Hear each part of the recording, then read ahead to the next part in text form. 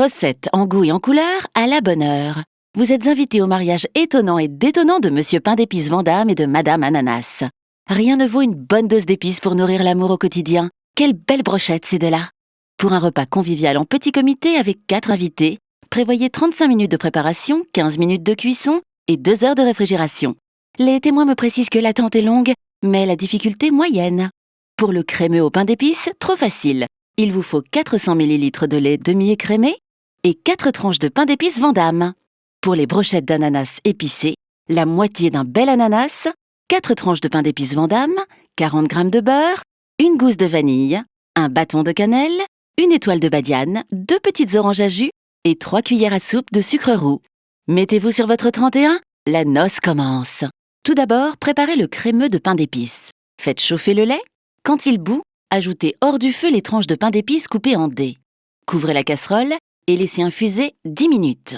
Fouettez pour bien dissoudre le pain d'épices dans le lait et remettez la casserole sur le feu assez fort, sans cesser de fouetter. Laissez cuire jusqu'au tout premier bouillon, puis versez le crémeux dans des bols et couvrez-les avec un film en plastique.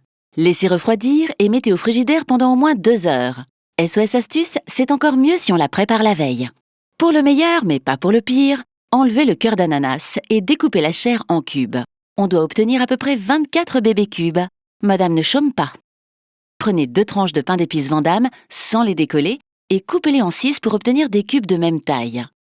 Recommencez avec les 2 autres tranches pour obtenir 12 cubes. Même punition pour monsieur. Y a pas de raison, hein? Maintenant, la cérémonie des alliances.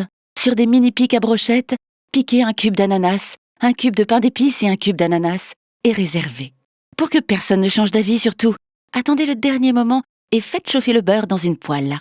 Quand il commence à mousser, versez-y ces demoiselles d'honneur, la cannelle et la badiane. Ouvrez la gousse de vanille en 2, grattez les graines et mettez le tout dans la poêle. Ajoutez alors les brochettes et faites-les dorer de tous les côtés pendant 5 minutes à feu moyen, de quoi alimenter la flamme pour toujours et à jamais.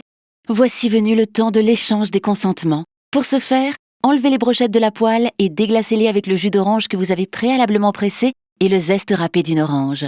Ajoutez le sucre et quand il est fondu, remettez les brochettes pour les enrober de caramel aux épices. Si quelqu'un s'oppose à cette union, sachez qu'il est trop tard. L'amour est scellé et à servir encore tiède, accompagné du crémeux froid. Je vous déclare officiellement brochettes unies pour la vie.